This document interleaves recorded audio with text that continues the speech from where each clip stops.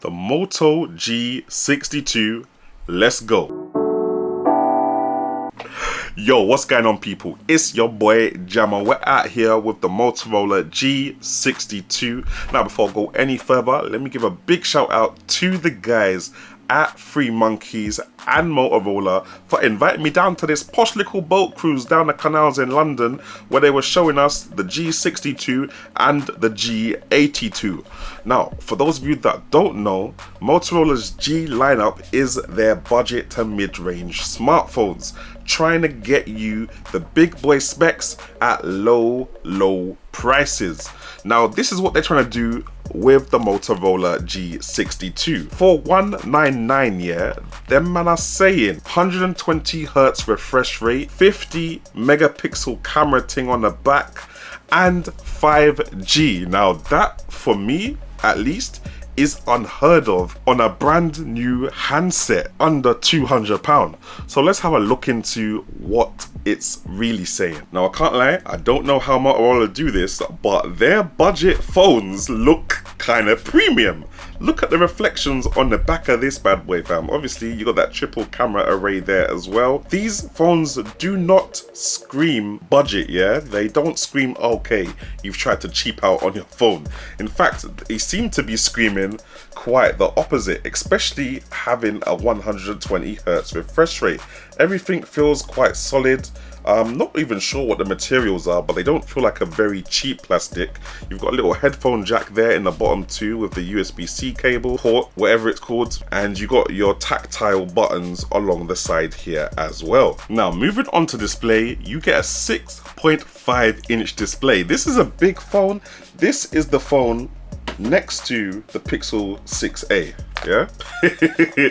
It's a big phone. It's a big phone next to the Pixel 6a, fam. This phone is a chunky boy. And on top of it being 6.5 inches, you're getting a 1080p resolution there, which is kind of unheard of at the below £200 price point. Sometimes you're getting 720p screens at that price point, so it's nice to see a decent 1080p screen going on here. And I had to actually ask the guys at Motorola, is this an AMOLED panel? Because I couldn't tell. The blacks were so black, it was confusing me, but it's actually an LCD 120Hz panel. So it looks like it's built for gaming. Now, reading off some of the other specs for you, it's got a Snapdragon 480 in there, fingerprint reader on the side, 64GB of built-in storage with up to 1TB of SD card you can chuck in there, 4GB of RAM, 5000 mAh battery, 10 to 15 watt charging, which is kind of slow considering how big the battery is, can't even lie. And then as for the cameras, you got a 50 megapixel main sensor with an 8 megapixel ultra wide and one of those 2 megapixel macro things that hardly anyone uses. Oh, and the camera on the front is a 16 megapixel thing, you get it? Now, moving on to performance. I don't know a lot about this 480 Snapdragon thing,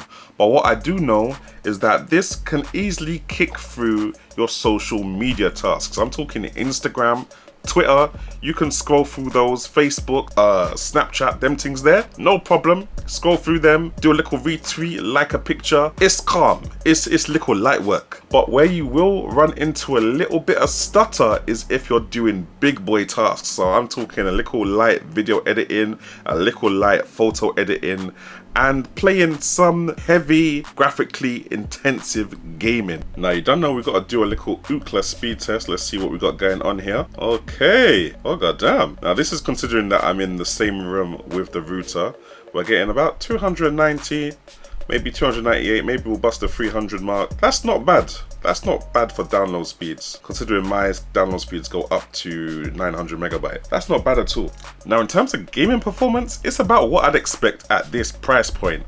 All of your easy 2D puzzle games, I'm talking Farmville, Candy Crush, Pokemon Go to a certain extent, that kind of stuff there, yeah, it can get through those. Any phone can get through those. But your heavy gaming stuff, I'm talking about your Call of Duty, your PUBG, Fortnite, them games there, They can be played, but you're gonna have to tone down them graphics quite a bit. But once you have toned them down, that display is there for the taking. It's just that because of the CPU being so weak kind of thing, there's not many games that you'll be able to push to 120 Hz in the first place.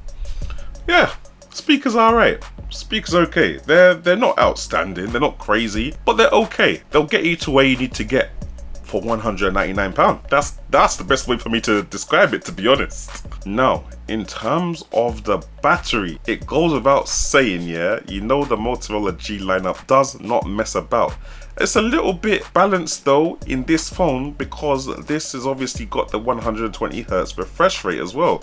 So if you're going to leave it at 120 Hz when you're in the UI, you're going to burn a bit more battery than you would normally do in one of these G lineup phones. But in terms of battery timing, I'm telling you 8 hours plus. Yeah, and that's with the 120 Hz on. I think you can probably get 2 days of this if you're at 60 Hz and you're being careful with the battery. Definitely one of those 2-day phones, fam. But 120 Hz on, you're doing a bit of gaming, you're doing a bit of camera.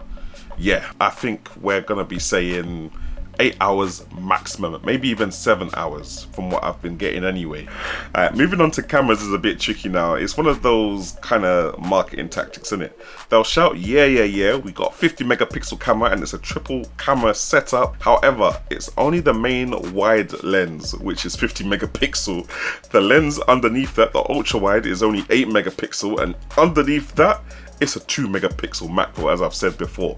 So for the purposes of this review, I'm gonna just focus on the main lens and on the ultra wide. And it's one of them stories, yeah? In broad daylight, you can get decent stills. In broad daylight, you can even get decent video. I think we max out at 1080p 60 frames per second here. There is no option to change the video resolution, which is kind of weird. Like, there's just no option at all, not even 720p.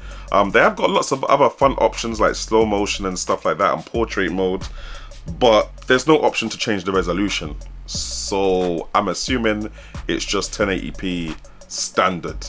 You can change the frame rate from 30 to 60, and it looks like you can do 1080p 60 on the main sensor, but you cannot do 1080p 60 on the ultra wide. That's locked out at 1080p 30 frames per second, which is, it's okay, but it is what it is kind of thing. You also get 1080p 30 frames per second on the front facing camera as well, which looks okay enough for the odd video call, but I don't think you'd want to do much more than that. I think this is the cheapest phone I've reviewed on the channel, and at that price, yeah, alright, I'll give you that. At $199, I'll give you that. I even looked on Argos a while ago, I saw $170, brand new. For this phone, yeah, I'll give you that. A nice one for your kids, your children, or for yourself if you don't really care about phones that much and, you know, you're just using a little phone that you don't mind smashing and thing. It gets the job done. You can take a 2:2 picture, share it to social media, do a little something there. Yeah, I give you that, Motorola. I give you that. The price is right and the performance is definitely good for the price. Definitely good for the price, yeah.